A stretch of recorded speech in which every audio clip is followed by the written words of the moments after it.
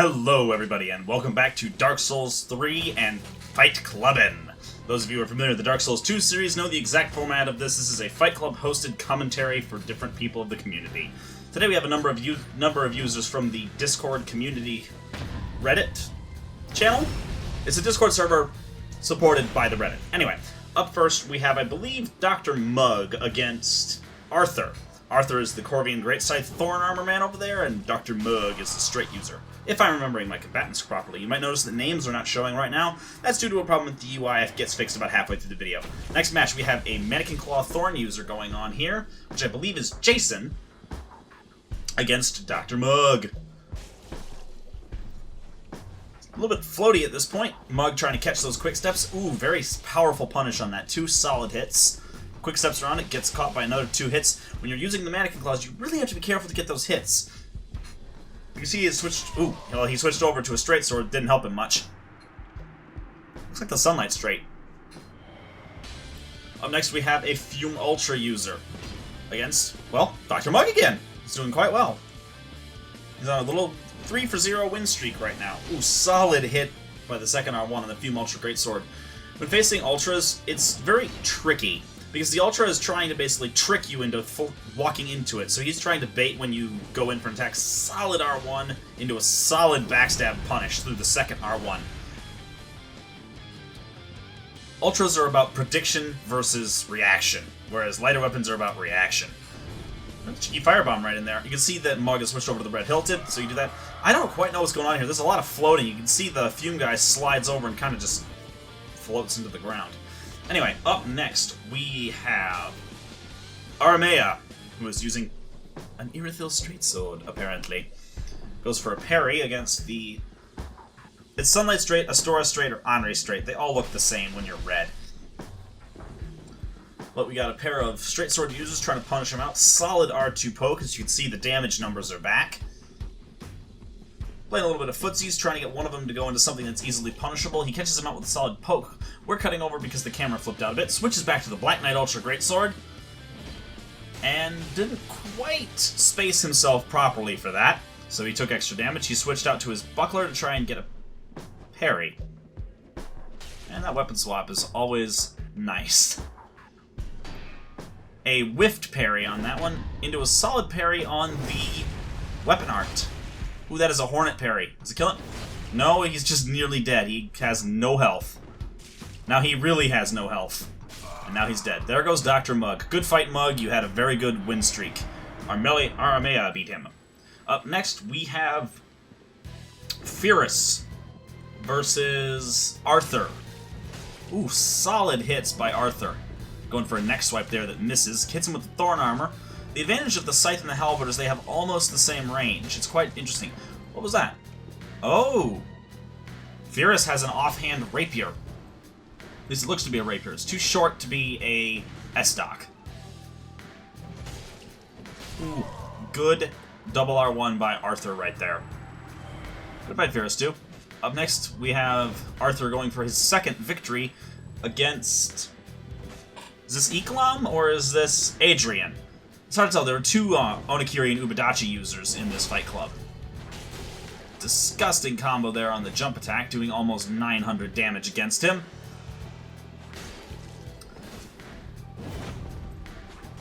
They're both wearing Thorn Armor, so rolling around each other is a dangerous aspect. The biggest issue they're going to have right now is dealing with spacing. Onigiri and Ubadachi have decent engagement abilities, whereas the Scythe has good catching abilities. So they're kind of going to be just waving each other for a bit. A solid catch into an attempted follow-up that doesn't quite hit. Jason's build here, not Jason, Arthur's build does, I believe, have the Hyper Mode at the end, but it did not save him. Up next we have me against Ashen One. Ashen One has mimicked a few people's builds in this one, so he's using a Great Axe against my Demon's Great Axe. As you can see, I am, well, a dragon. Right there, I should have followed up into 2 R1s, and I would have been able to even it out from that. See, this is the problem of being a dragon build, is that you have no defenses. And you're going to see very shortly that really does not work out for me. The splash hitbox on the Demon's Ultra Great Axe is really quite effective, however. Yep, right there.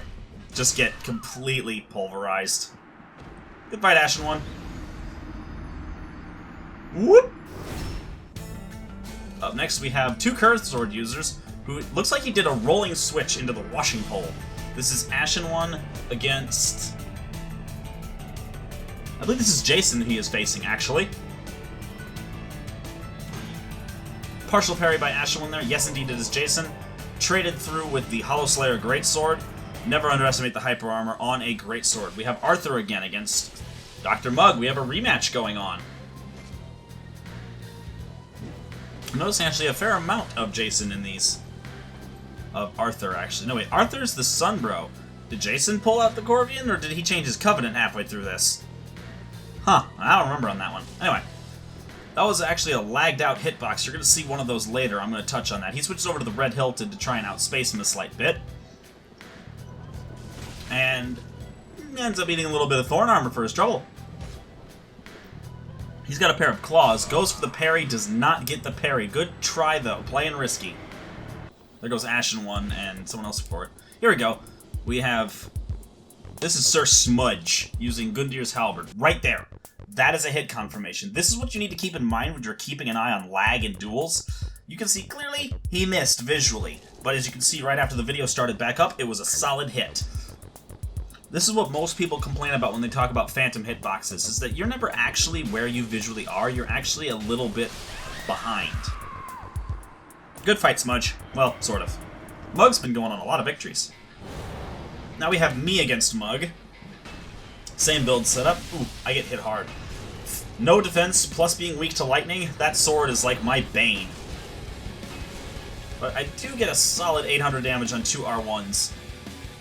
So if I catch him twice, he's done. If he catches me twice, I'm done. Right there, I also probably could have done a follow-up R1 and hit him. That's the advantage of Boulder Smash, but you need to watch out for overextending. Like right there, he tried to hit me for it. This guy invaded me. Anyway, jam time as we gank spank this dude. Dance with me, come on.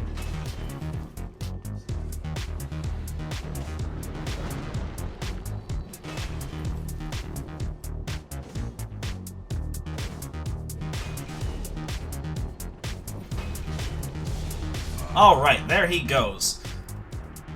Now Mug and I may continue our fights. We both heal back up, and we are back at it. I open up with a solid 1100 damage trade on a two-hand R2.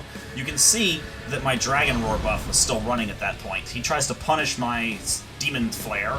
Doesn't work. I try to catch him with a Boulder. Doesn't work.